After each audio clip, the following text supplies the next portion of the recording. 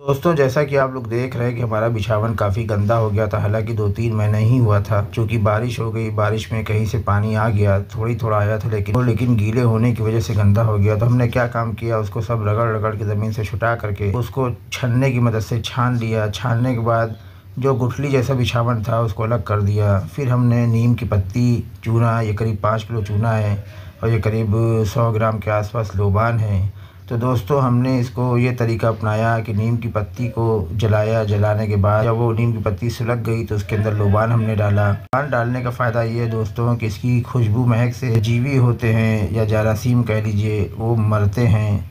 खुशबू से जारासीम भागते हैं। इस तरीके से हमने मट्टी को अच्छी तरीके से छान लिया। इसमें मट्टी और बुरादा दोनों मिला हुआ है। फिर नीम को जो हमने जलाया था लोबान डाल करके, उसकी राख को भी हमने इसमें मिला दिया। फिर इसको मिलाने के बाद इसके अंदर चूना हमने डाल दिया।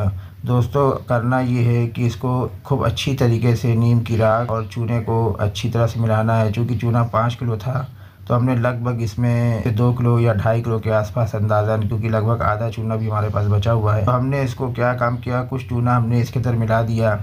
फिर मिलाने के बाद हमने जो ज़मीन हमारी सूखी थी, क्योंकि ज़मीन गीली भी नहीं होनी चाहिए, तो ज़मीन पे भी हमने खूब अच्छी तरीके से चूने का छिड़काव किया।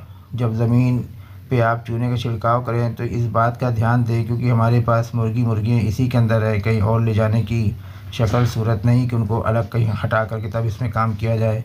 तो जहाँ पर ही मुर्गे थे वहीं पर हमको काम करना था। तो इस तरीके से चूना आप ज़मीन पे छिड़के कि मुर्गियों की आँखों में ना जाए। ये चूना वो है, एक चूना आता है जो पुताई के काम में आता है, इसको भिगोया जाता है। एक चूना आता है जो रोडों के नालियों के किनारे छिड़का जाता है, तो ये वो पाउडर वाला चूना है। तो दोस्तों, इस चूने की खासियत ये है कि नमी को भी सोखता है ये, और गंदगी को दूर करता है, और जारासीम बैक्टीरिया को भी मारता है।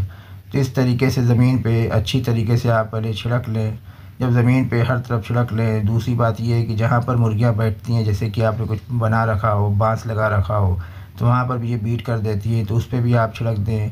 कोई कोना हो इस तरीके से, वहाँ पर भी अगर गंदगी लगी उस पे भी छिड़क दें। जहाँ जहाँ आपकी नज़र जाए उसमें भी छिड़क दें, क्योंकि हमारे पास पिंजड़ा भी इसके अंदर रखा हुआ है, तो पिंजड़े पे भी हमने छिड़क दिया है। जहाँ मुर्गियाँ बैठती थीं वहाँ भी हमने अच्छी तरह से छिड़क दिया। कोई इस तरह की जगह ना छोड़ें जहाँ पर गंदगी हो, क्योंकि मेन मुराद ये है कि गंदगी से बदबू आती है। तो आपको उस चीज़ का ध्यान रखना है कि कायदे से उस चीज़ का छुड़ाव करें। फिर हमने उसी बिछावन को, जो सूखा बिछावन हमारा हो चुका था, अब हमने ज़मीन में उसको छिड़क दिया।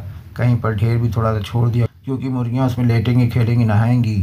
तो दोस्तों, इसी तरीके से हम आपके लिए अच्छे अच्छे वीडियो लाते रहेंगे। अगर आपको हमारे वीडियो में कमी बेशी नज़र आए तो बेझिझक हमको बताइएगा, क्योंकि हर आदमी सीखता है, सीखने की कोई उम्र नहीं होती।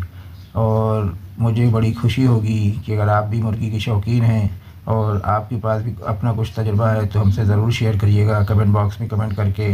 हमें अच्छा लगेगा आपकी राय सराहों पे। तो दोस्तों, आपसे गुजारिश है कि अगर आपने हमारे चैनल को सब्सक्राइब नहीं किया है तो मेहरबानी होगी चैनल को सब्सक्राइब कर लीजिए, बेल आइकन का बटन दबा दीजिए, ताकि कोई भी वीडियो अपलोड करें उसका नोटिफिकेशन आपको मिल जाए। तो फिर मिलते हैं एक अच्छे और बेहतरीन और एक नए वीडियो के साथ।